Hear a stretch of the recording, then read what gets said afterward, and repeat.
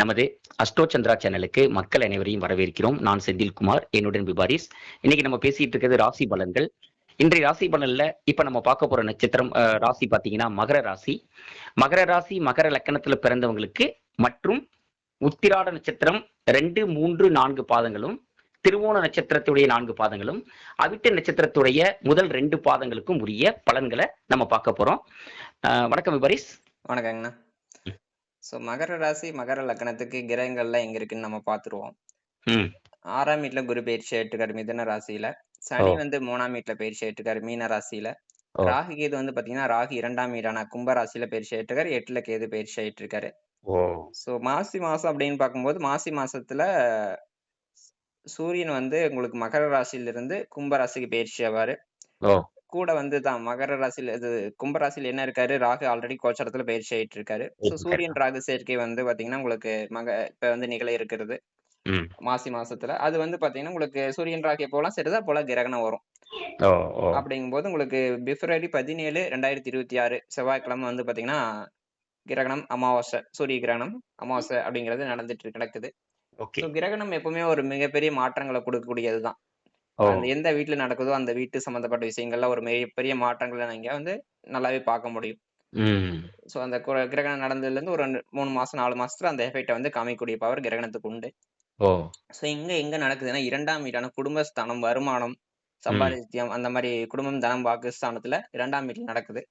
So இதுல இவங்களுக்கு மகர ராசி மகர லக்னத்துக்கு பாத்தீங்கன்னா குடும்பத்துல ஒரு பெரிய மாற்றங்களை ஏற்படுத்தக்கூடிய மாதமா மாசி மாசம் இருக்கு.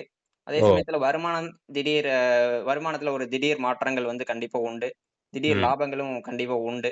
ஏன்னா கிரகங்கள் சுக்கிரன் 2ஆம் வீட்டுல இருக்கும்போது மகாலட்சுமி கூடிய காரத்துவத்துக்குரியவர் தான் சுக்கிரன். அவர் ராகுவோட சேர்ந்து உட்கார்ந்திருக்கும் போது சிறப்பான தனயோகமாவே உருவாக்குது மகர லக்னம் மகர ராசிக்கு. இதுல மகர ராசி மகர லக்னத்தோட குழந்தைகள் நல்லா படிச்சு முடிச்சிருந்தாங்கன்னா அவங்களுக்கு வேலைக்கு ட்ரை பண்ணிட்டு இருந்தாங்கன்னா வேலை கிடைக்கக்கூடிய மாதமா மாசி மாசம் இருக்கு.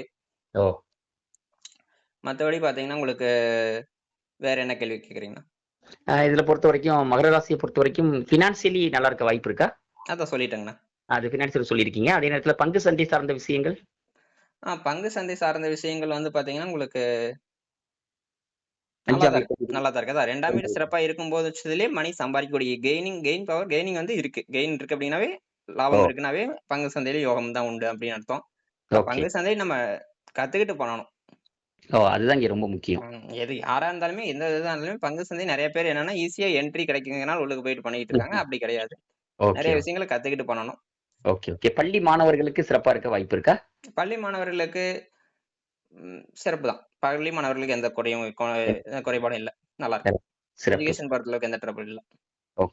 மகர ராசி மகர லக்னத்தை பிறந்தவங்களுக்கு என்னென்ன விஷயங்கள்ல கவனமா இருக்கணும் அப்படிங்கறத சொன்னாங்க. குறிப்பா குரு 6ஆம் வீட்டுல இருக்கிறதுனாலையும், ராகு கேதுகள் 2, 8ல இருக்கிறதுனாலையும் ஒரு சில விஷயங்கள்ல கவனமா இருக்கிறது, விழிப்புணர்வோட செயல்படணும் அப்படிங்கிற தகவலை கொடுத்திருக்காங்க. இருந்த போதிலும் தனஸ்தானம் ரொம்ப வலிமையா இருக்கிறதுனாலையும், தனஸ்தானத்துல வலிமை இருக்கு. அதே சமயத்துல உங்களுக்கு வாக்குஸ்தானம் தானே இது.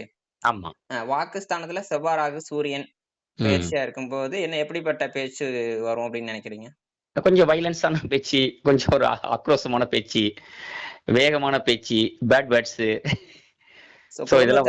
பேசும்போது கொஞ்சம் குடும்பத்திலயும் மத்த இடத்துல பேசும்போது வாக்குல கவனம் தேவை.